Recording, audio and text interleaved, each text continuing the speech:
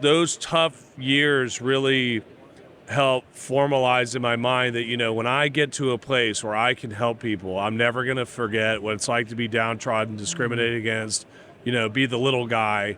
And I'm going to get to a place where I can help people.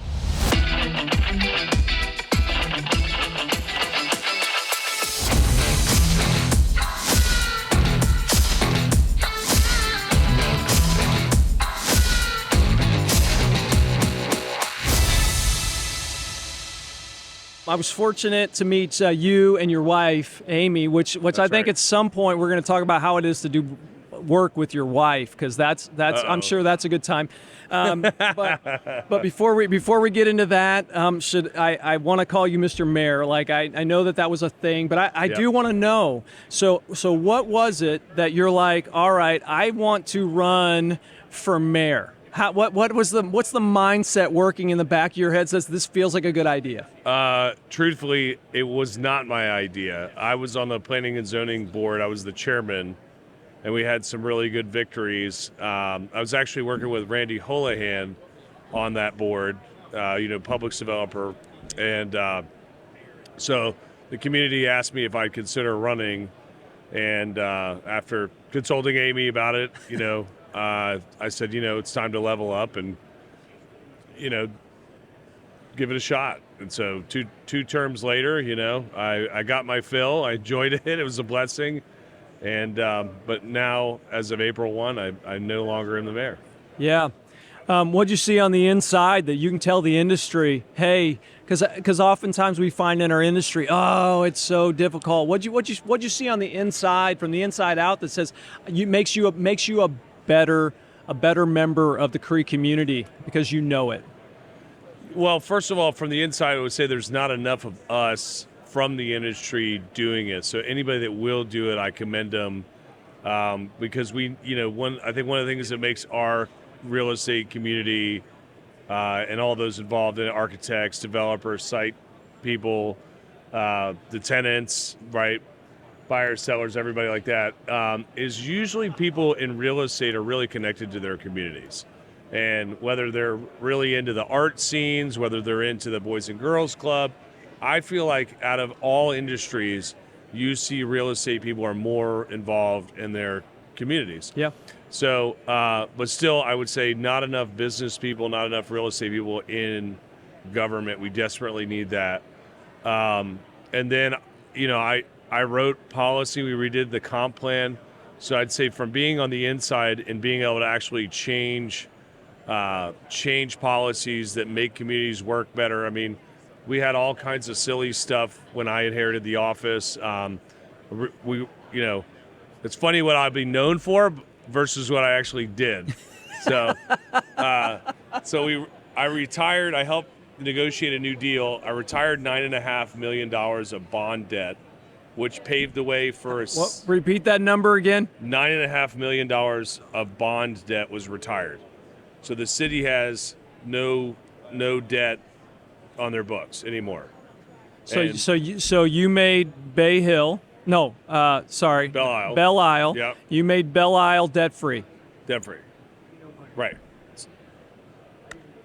Yeah, so, and then not only did we go debt-free, that paved the way for a $60 million bond to be raised for Cornerstone Charter Academy, which I was on the board of, which is now doing a major expansion, and the enrollment will almost double. So, through being a mayor, I've been able to help kids and help the education system, and now we're going to, better kids makes better adults makes better parents, and you kind of create a whole cycle of better people, right?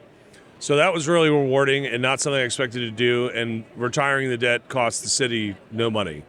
This is new. This is green, a new green source. So, and then beyond that, we get a $450,000. It's actually gone to $480 right now, a $480,000 payment a year. So we went cash flow positive. So we retired the debt and did a cash flow positive deal, so that the school we separated the two, and actually monetize the value of the property that the city owned. That's something to be immensely proud of. You changed some generational stuff. sounds like. I mean, that's significant. You changed the direction, so kudos for that. So I guess your point is valid. Hey, professionals, lean in. Lean in. And our whole purpose with sitting down with people like yourself is to shine a highlight of how amazing some of the people in our industry are, and it sometimes goes unnoticed. And so way to lean in on that. But your family paid a price, right? I mean, in the sense that so you're. Maybe we'll come. Maybe if we have time, we'll come back because we've known firms. You were with Bishop Beal previously. Yep, great firm. So love Mike Beal. Yeah, and so we've crossed paths, and so we've had this relationship. It's been unknown, and maybe we'll come back to that. And what made you get crazy and say, oh, I'm going to just go out on my own on this, and maybe you can give some advice to that. But I want to touch on the family commitment. Sure. What was the conversations you're having with Amy, and how are you laying out? Because you've never been a mayor, right, and ran your own business at the same time. So what conversations do you have at home when you're making that commitment? Well, I mean, Amy knows I love our community. I started doing, I was on the HOA board. We did some stuff there. I actually got a nasty gram letter, and the HOA was wrong, and I read the docs and said, hey, read your docs. You can't send me this. And so they received it, and I was so polite about it. They're like, wow, the guy's really nice. I know he does real estate. We need somebody that, when they could, we like that he could stand up for himself and that he pointed out we were wrong.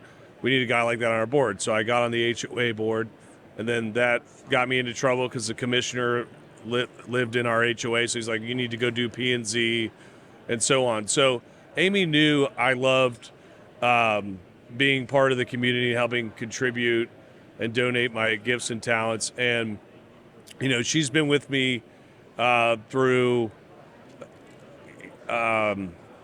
beginning of my career, and really saw how everything started for me. So, and we talked about this a little bit on John's podcast, and we're probably not going to have enough time to really let our hair down about this. But I mean, when I was 20 years old, I committed a felony. And so I lost my civil rights. I gave my civil rights away. I was a wayward teen, and finally it caught up with me. I got expelled from UCF. And so all these years later, I get back into UCF. I get a finance degree.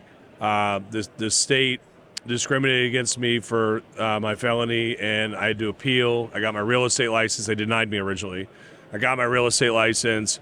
And so those tough years really helped formalize in my mind that, when I get to a place where I can help people, I'm never going to forget what it's like to be downtrodden, discriminated against, be the little guy, and I'm going to get to a place where I can help people. And so little by little, if I didn't have money, I had time, I had effort, I had ideas. And so fortunately for us and our family, now there's a time where we have money, influence, and we're able to mobilize, larger scale giving. And so when the mayor thing became an idea, I had been publicly forgiven by Governor Scott and the Clemency Board. I received a full pardon, including the right to bear arms. And 10 months later, the city is asking me to run. And so it was a call. It was a clear as day calling. Amy saw it that way. I saw it that way. We didn't know how it was going to change our lives, but we knew we had to do it. Knew you had to do it. Yeah. You had a commitment. Probably the last thing you thought you were going to hear today. No. I knew I'm sitting across amazing people. Because honestly, every conversation, and I've had John Crossman will be here a little bit later. And I love the fact that we're in a spot. He's the best. I'm glad that we're in a spot as an industry where we can have that level of vulnerability and transparency, because I think it's good for everybody. So that's the burden that you carry. Got it. But this is how bad thing turns good thing turns right. in what some people would view as a superpower. I used to say when I was fostering kids that was my superpower. Like that is absolutely a superpower. So but that doesn't come without some sort of of pain, or it doesn't come, but it's a fuel, and all of the interesting people. I've come to this. This is my crazy psychosis, right? I believe that the people that I really like hanging out with are the people that you can have a conversation, and when they tell you something, you're like, that's crazy. Like, why would they do that? That's crazy. Because they have something inside of them that they're just wired different. Sure. And so you're using that fuel. Obviously, you're aligned with your wife, which is huge because you don't take that stuff on. So let's pivot back to now you work with Amy. Yep. So who's the boss? And I know. Like there's only one right answer to that. There right? is. There's only one right. Amy technically is the boss. She is the broker of record for Fouraker Commercial. So day to day, I run operations, and then Amy, I go home. Then I go home, and she's the boss there. But she's busy running Fouraker Funding, which is our mortgage company. Yep. And then Fouraker Realty, the parent company of Fouraker Commercial, does residential real estate brokerage services. So Amy really focuses on those. And then I run Fouraker Commercial, Fouraker Property Services. And then we started a new venture called Azalea Real Estate Ventures. Okay. Where we're buying assets now, and we really like value add. So this is a good one to drop at the show, but we bought 906 North Orange, which has a Benjamin Moore that was formerly Watkins Paints for almost 60 years. And before that, it was Braun Cadillac. So we bought a Cadillac dealership. Did you have that on your bingo card? Yeah, You're I must have. Oh, man, I'm going to own a Cadillac dealership. Yeah. Drop that. Sometimes it's better to have more brawn than brains. So in this case, I bought the brawn, right? So come on, Dad. You were saying dad jokes, dude. You were saying dad jokes. So there you go. So we're going to renovate that building. It's got, this is an architect's wet dream. It's got a mansard roof on the outside covering up 1920s brick. Listen, do you have my card? I got people, yes, you're absolutely right. They drool over those redevelopment opportunities, especially the ones with stories. And this has stories. Yeah, tons of stories. It may even have things buried in it. No. Well, we had our asbestos report, and I'm happy we're good. We're happy to report. We don't have that buried, but we have other stuff. Yes, we're going to be finding all kinds of goodies, I'm sure. Okay, so obviously driven, obviously growing. Yep. Where does Fouraker go from here? I definitely think that we're going to mobilize our talents, and we're going to be seen in different jurisdictions. We already cover the state. My first year in the company, we did a large office deal in Irvine, California, with Bonnier Corp, which is based in Winter Park. So we did their motorcycle division there. We've done deals in Charlotte, Rhode Island, Tyson's Corner up near D.C. But I think we're going to take more of a formal approach to. We really want to open an office in Greenville and in North Carolina.